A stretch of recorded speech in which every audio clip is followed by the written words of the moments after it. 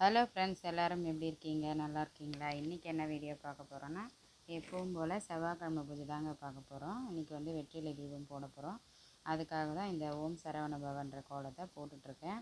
நான் ஏற்கனவே சொல்லியிருக்கேன், இந்த கோலம் போடும்போது ரொம்ப சந்தோஷமாக இருக்கும். நம்ம சின்ன வயசில் காங்காசா எழுத கற்றுப்போம் பார்த்திங்களா? அந்த மாதிரி ஒவ்வொரு லெட்டர்ஸாக எழுதும் போது ஒவ்வொரு லெட்டர்ஸுக்கும் நம்ம பழைய நினைவுகள் வந்து நம்ம அதோடு சேர்ந்தே பயணிக்கிறா போல் இருக்கும். ஏன்னா தமிழ் எழுத்துக்கள்னும் போதே எல்லாேருக்கும் ரொம்ப இன்ட்ரெஸ்டாக தான். அப்போது படித்த பசங்களுக்கு தமிழ் வார்த்தை இல்லை எழுத்தெல்லாம் சொல்லி கொடுக்கும்போது நமக்கு வந்து ரொம்ப இன்ட்ரெஸ்ட்டாக கற்றுக்கிட்டு நம்ம இவ்வளோ தூரம் வந்திருக்கோம். ஆனால் இப்போ இருக்கிற பசங்களுக்கு வந்து தமிழ் எழுத்துக்கள் வந்து தனித்தனியாக கேட்டாவே சொல்ல மாட்டேங்கிறாங்க. ஏதோ படிக்கிறாங்க தமிழ் அப்படின்னு தான் சொல்லணும். எங்கள் வீட்டில் பொறுத்த வரைக்கும் சொல்கிறேன். உங்கள் வீட்டில் இருக்கிற பசங்கள்லாம் தமிழ் எழுத்துக்கள்லாம் படிக்கிறாங்களா நல்லா அப்படின்றத கமெண்ட் பண்ணி சொல்லுங்கள். இப்போ எப்பவும் போல் கோலம் போட்டுட்டோம். அடுத்தது நம்ம வெற்றிலை தீபம் போட்டுருவோம். எனக்கு வந்து ரொம்ப நாள் ஆயிடுச்சு நான் வந்து செவ்வாய்க்கிழமை பூஜை வீடியோ போட்டு. ஒரு சிஸ்டர் கூட சொல்லியிருந்தாங்க, நீங்கள் வீடியோ போடுங்க நான் பார்க்குறேன் அப்படின்னு சொல்லியிருந்தாங்க. என்னன்னு தெரியல, முருகருக்கு என்னை மறந்துட்டாரா இல்லை நான் முருகரை மறக்கிற மாதிரி அவர் அந்த மாதிரி ஒரு செயல் ஆக்கிட்டா, அந்த மாதிரி ஒரு சூழ்நிலையை உருவாக்கிட்டாரான்னு தெரியல. என்னால் கோவிலுக்குமே போக முடியல. மே மாதத்துலேருந்து நான் சரியாகவே கோவிலுக்கு போகல. ஆனால் வேல்மாறல் மட்டும் நான் எங்கள் வீட்டு பக்கத்தில் இருக்கிற கோவிலில் வேல்மாறல் படிச்சுட்டு தான் இருக்கேன்.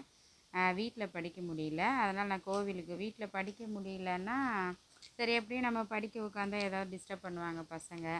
அதனால் என்ன பண்ணுறது, கோவிலில் போய் உட்காந்து படித்தோம்னாக்கா வேல்மாறல் படிக்கும்போது நம்மளை வந்து யாரும் டிஸ்டர்ப் பண்ணாமல் இருந்தோம்னாக்கா நம்ம அது முழுசாக படித்து முடிக்கிறது வரைக்கும் நமக்கு வந்து ரொம்ப அதிலே நம்ம அந்த கவனம் வந்து அதிலே இருக்கும். நம்ம கவனம் வந்து சிதறாமல் இருக்கும்.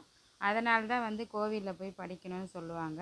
அப்படி இல்லைன்னா வீட்டில் படிக்கிறோன்னா எல்லா வேலையும் முடிச்சுட்டு யாரோட டிஸ்டர்பன்ஸும் இல்லாமல் நம்ம படித்து முடித்தோம்னாக்கா அதுவுமே நமக்கு ரொம்ப பாசிட்டிவாக இருக்கும். ஆனால் ஆக்சுவலாக வீட்டில் படித்தா ரொம்ப நல்லது.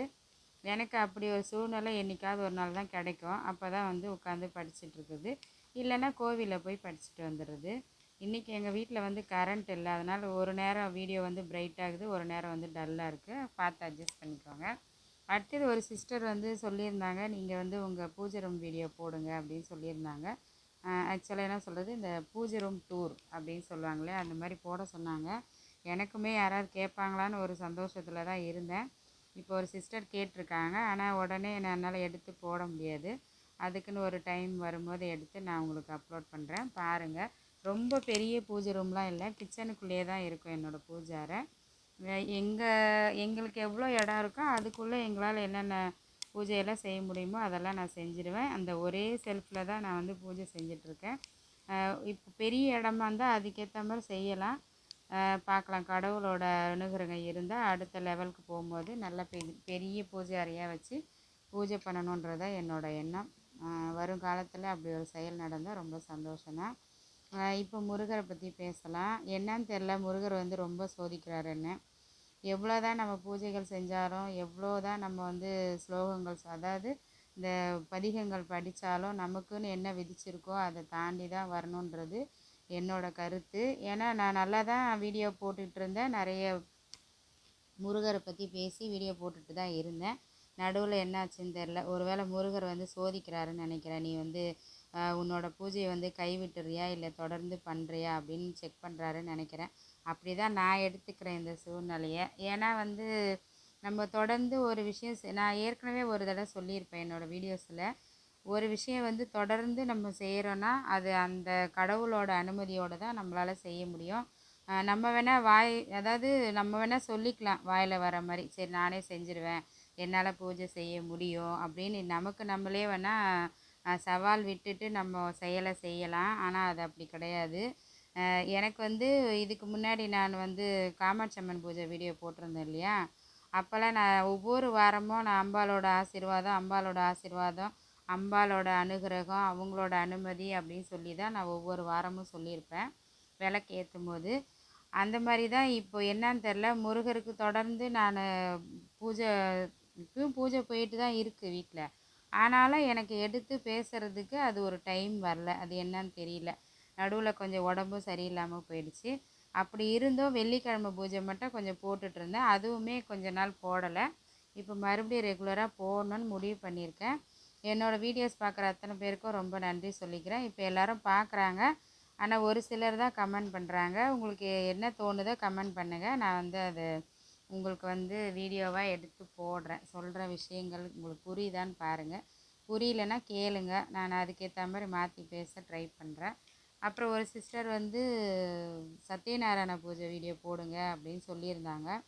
அது வந்து நம்ம பௌர்ணமி தோறும் தான் செய்கிறோம். அப்போ வந்து பௌர்ணமி பூஜை வந்து எனக்கு ஒரு நாள் முழுக்க தேவைப்படும். அன்றைக்கி முழுக்கவே பூஜைக்காக ரெடி ஆகிட்டே இருக்கணும்.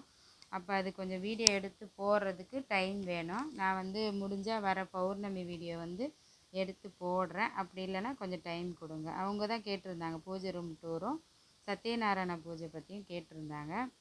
கண்டிப்பாக நான் சொல்கிறேன். அதே மாதிரி நீங்களும் ட்ரை பண்ணி பாருங்கள். இப்போ வந்து நம்ம வெற்றிலை தீபம் போட வெற்றிலை விளக்கு ரெடி பண்ணிட்டோம். அடுத்தது எப்பவும் போல் எங்கள் வீட்டில் துவரம்பருப்பு விளக்கு போடுவோம் இல்லையா, நெய் தீபம் அதுவும் ரெடி பண்ணிடலாம். நெய்வேத்தியத்துக்கு 2 பழம் வெத்தலைப்பாக்கு, இதுதான் நான் வந்து முருகருக்கு பூஜை பண்ணும்போது வெத்தலைப்பாக்கு பழம் தான் நாங்கள் வந்து நெய்வேத்தியமாக வைப்போம். ஒரு சிலர் நம்மளால் முடிஞ்ச பால் பாயசமோ இல்லை கேசரியோ ஏதாவது ஒரு முருகருக்கு ஒரு நெய்வேத்தியம் செய்வாங்க. பட் என்னால் வந்து நெய்வேத்தியம் செஞ்சு வைக்கிற அளவுக்கு எனக்கு உடம்பு முடியாது, அதுக்குண்டான டைமும் என்கிட்ட இருக்காது. ஏன்னா காலையில் எழுந்திரிச்சோமா அடுத்தடுத்து வேலையை பார்த்துட்டு அப்படியே பூஜைக்கு வந்துடுவோம். எப்படியும் பூஜை செய்யணுன்னா 1 மணி நேரத்துக்காவது ஆகும் எல்லாம் ரெடி பண்ணி நம்ம வந்து பூஜை செய்கிறதுக்கு. அதனால் என்னால் நெய்வேத்தியம் வந்து செய்ய முடியாது. ஆனால் ஆடி மாதத்தில் வர வெள்ளிக்கிழமை அப்போ நான் செய்வேன். அப்போ வாரம் வாரம் ஏதாவது செஞ்சு வச்சுருவேன். அதுக்கப்புறம் புரட்டாசியில் வர சனிக்கிழமைக்கும் நாங்கள் நெய்வேத்தியம் செஞ்சு பூஜை பண்ணிடுவோம். இப்போ அதுவுமே செய்யணும்னு முயற்சி பண்ணால் செஞ்சிடலாம். பட் நான் வந்து இன்னும் ட்ரை பண்ணலை. இன்னும் கொஞ்சம் பசங்கள்லாம் வளர்ந்து அவங்கவுங்க வேலையை பார்க்கும்போது நம்ம ட்ரை பண்ணிக்கலாம் அப்படின்னு விட்டுட்டேன். அதுக்கப்புறம் என்னோடய வீடியோஸ் பிடிச்சிருந்தா ஒரு லைக் போடுங்க. ஓகேங்க, இதுக்கப்புறம் வர பூஜை வீடியோ பாருங்கள். ஓகே, பாய், தேங்க்யூ.